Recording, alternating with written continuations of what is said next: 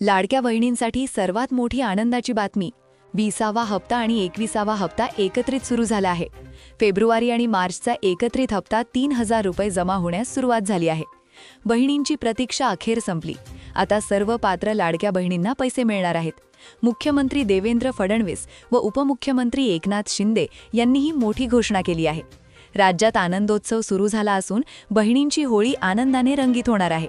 लाडक्या बहिणींसाठी आज राज्य सरकारने 5 महत्त्वाचे निर्णय घेतले आहेत। लाडकी बहीण योजनेसंदर्भात 5 नवीन अपडेट्स आले आहेत। 20वा आणि 21वा हप्ता एकत्रित म्हणजेच 3000 रुपये खात्यात जमा होत आहेत। 36 जिल्ह्यांची यादी आता टप्प्याटप्प्याने फायनल झाली आहे। लाडक्या बहिणींसाठी 5 आनंदाच्या बातम्या असून 36 जिल्ह्यांची यादी अंतिम झाली आहे। 20 लाख महिला अपात्र ठरवण्यात आल्या आहेत। त्यामुळे आधी तुमचं नाव अपात्र यादीत आहे का ते तपासून घ्या।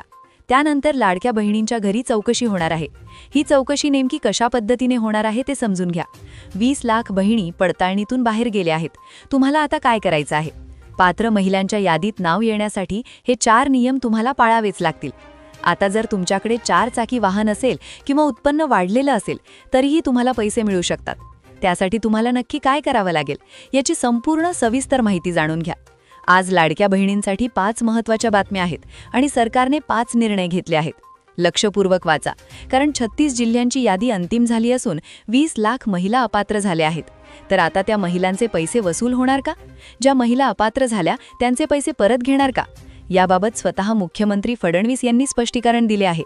बहिणींमध्ये आनंदोत्सव सुरू झाला असून आता कोणत्याही बहिणींचे पैसे परत काढून घेतले जाणार नाहीत। जे बहिणी पात्र आहेत त्यांना 100% लाभ मिळणारच। 20व्या आणि 21व्या हप्त्याचे पैसे वाटपाला सुरुवात झाली आहे। दोन्ही महिन्यांचे एकत्रित 3000 रुपये बहिणींच्या खात्यात जमा होत आहेत आणि त्यासाठी 36 जिल्ह्यांची यादी टप्प्याटप्प्याने तयार करण्यात आली आहे। महाराष्ट्रातील सर्व 36 जिल्हे तुम्ही नकाशावर पाहू शकता। त्या सर्व जिल्ह्यांमध्ये बहिणींची यादी आता तयार झाली आहे। कोणत्याही क्षणी मेसेज येणार आहे।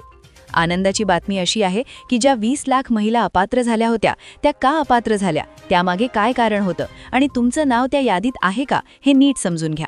लक्षपूर्वक वाचत रहा, कारण फेब्रुवारी आणि मार्च या दोन्ही हप्त्यांच्या यादीत नाव येण्यासाठी तुम्हाला काही नियम पाळावे लागतील। या नियमांत तुम्ही बसला नाहीत तर हप्ता मिळणार नाही। आता फेब्रुवारी आणि मार्च म्हणजेच डबल हप्त्याचे वाटप सुरू झाले आहे।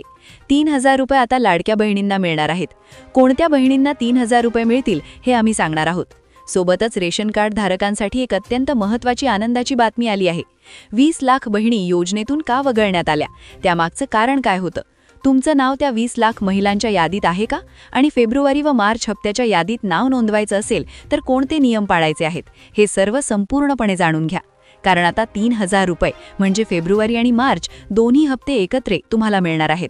कोणत्या माता भगिनीला 3000 रुपये मिळतील आणि कोणत्या कारणास्तव मिळतील हे शेवटपर्यंत नीट वाचा। फेब्रुवारी आणि मार्च हप्त्यासाठी कोणते नियम पाळायचे? 4 चाकी वाहन असेल किंवा उत्पन्न वाढलेलं असेल तर त्यांनी काय करायचं? कोणत्या रेशन कार्डवर हप्ता मिळणार? चौकशी कशा पद्धतीने होणार? लाखो महिला योजनेतून वगळण्यात आल्या आहेत। संजय गांधी निराधार योजनेच्या लाभार्थी असणाऱ्या 5,30,000 महिला सापडल्या आहेत। वय वर्ष 65 पेक्षा जास्त असणाऱ्या 4,70,000 महिला आढळल्या आहेत। लक्षपूर्वक वाचा। त्यानंतर काही अशा महिला सापडल्या की ज्यांच्या घरात 4 चाकी आहे, नमो शेतकरी योजनेच्या लाभार्थी आहेत किंवा ज्यांनी स्वतःहून नाव मागे घेतलं, अशा 10 लाख महिला सापडल्या। अशा एकूण 20 लाख महिला अपात्र झाल्या आहेत। आता फेब्रुवारी आणि मार्चचा डबल हप्ता जर तुम्हाला हवा असेल तर टेन्शन घेणं बंद करा।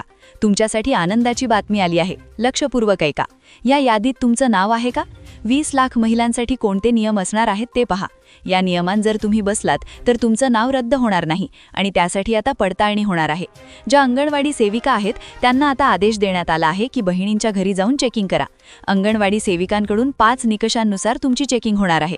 पहिली चौकशी असेल ती म्हणजे तुमच्या घरात 4 व्हीलर म्हणजे 4 चाकी गाडी आहे का हे सगळ्यात आधी तपासलं जाईल आणि तसं आढळलं तर प्रशासनाकडे तुमची माहिती जाईल आणि ऑनलाईन पद्धतीने तुमचा अर्ज रद्द होईल।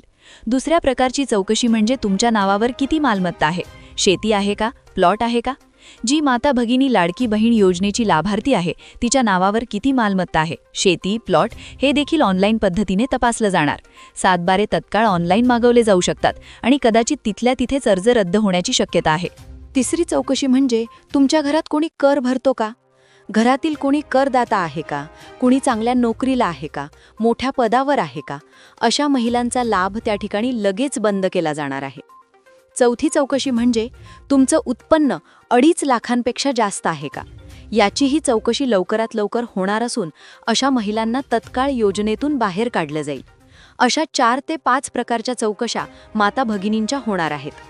फेब्रुवारी आणि मार्च हप्त्याच्या यादीत नाव येण्यासाठी 4 नियम असणार आहेत, ते लक्षपूर्वक वाचा. ज्यांचं वार्षिक उत्पन्न 2.5 लाखांपेक्षा जास्त आहे त्या महिला अपात्र. ज्यांच्या घरातील सदस्य आयकरदाता आहे ती महिला अपात्र. ज्या घरात कोणी निवृत्ती वेतन घेत आहे ती महिला अपात्र. ज्या माता भगिनी इतर योजनांचा लाभ 1,500हून अधिक घेत आहेत त्या महिला अपात्र. ज्या माता भगिनींच्या घरात माजी किंवा विद्यमान खासदार किंवा आमदार आहे त्या महिला अपात्र. ज्या कुटुंबात भारत सरकार किंवा राज्य सरकारच्या विविध मंडळांवर कोणी कर्मचारी आहे, म्हणजे एसटी बोर्ड किंवा इतर कोणतं मंडळ, महानगरपालिका, त्या महिला अपात्र. आणि सर्वात महत्त्वाची अट म्हणजे ज्या माता भगिनींच्या नावावर ट्रॅक्टर वगळून 4 चाकी वाहन आहे त्या महिला अपात्र. पण आता लक्षपूर्वक ऐका, अशाही माता भगिनी आहेत ज्यांच्या नावे 4 चाकी आहे किंवा उत्पन्न 2.5 लाखाहून जास्त आहे. अशांची रेशन कार्डाच्या माध्यमातून चौकशी होणार आहे. ज्यांचं उत्पन्न 2.5 लाखांपेक्षा जास्त आहे त्यांनी काय करायचं? त्यांच्याकडे जर पांढरं रेशन कार्ड असेल तर त्यांनी काळजी घेण्याची गरज आहे, पण ज्यांच्याकडे पिवळं किंवा केशरी रेशन कार्ड आहे त्यांना थोडी कमी काळजी आहे. पिवळ्या रेशन कार्डाचा अर्थ म्हणजे त्यांचं वार्षिक उत्पन्न 15,000 रुपयांपेक्षा कमी आहे आणि केशरी रेशन कार्ड असलेल्यांचं उत्पन्न 15,000 ते 1 लाखाच्या दरम्यान आहे, त्यामुळे त्यांनी टेन्शन घेण्याची गरज नाही. पण पांढरं रेशन कार्ड असलेल्यांनी काय काळजी घ्यायची? त्यांनी त्यांचं उत्पन्न प्रमाणपत्र तपासून घ्यायचं आहे. उत्पन्न प्रमाणपत्र तपासा, अपडेट करा, त्यानंतर कुटुंबाचं एकूण उत्पन्न नीट तपासा. किती कमावणारे सदस्य आहेत, एकूण उत्पन्न किती येतं, त्यानंतर आर्थिक स्थितीचा योग्य दस्तावेज सादर करा. बऱ्याच वेळा उत्पन्न जास्त असतं पण खर्चही तेवढेच असतात. वैद्यकीय खर्च, कर्जाचे हप्ते, विम्याचे हप्ते हे व्यवस्थित सांगा आणि संबंधित अधिकाऱ्याशी संपर्क साधा. या 4 गोष्टी करायच्या आहेत. त्यानंतर घरात 4 चाकी वाहन असल्यास काय करायचं? वाहनाचा प्रकार आणि त्याचा वापर तपासा. ते व्यावसायिक वाहन आहे का, टॅक्सी आहे का, त्याला पिवळी नंबर प्लेट आहे का? अशा माता भगिनींना कदाचित यातून सुटका मिळू शकते. वाहनाची किंमत आणि वापराच्या स्वरूपावर भर द्या. बऱ्याच माता भगिनींकडे खूप जुनी आणि कमी किमतीची वाहनं आहेत, अशांना सवलत मिळण्याची शक्यता आहे. त्यानंतर वाहनाच्या मालकीचे दस्तावेज तपासा. जर वाहन त्या माता भगिनीच्या स्वतःच्या नावावर नसेल तर त्यांना कदाचित सुटका मिळू शकते. चौकशी आणि पडताळणी झाल्यानंतर त्यांना दिलासा मिळू शकतो, त्यामुळे या संदर्भात अधिकाऱ्यांशी संपर्क साधा. वाहनाचे दस्तावेज वेळेवर आणि व्यवस्थित ठेवा. पडताळणीचे आदेश ज्या पद्धतीने दिलेले आहेत त्यानुसार अधिकाऱ्यांना व्यवस्थित उत्तरे द्या, जेणेकरून त्यांचे समाधान होईल, ते प्रतिकूल अहवाल देणार नाहीत आणि सर्व माता भगिनींना लाभ मिळेल.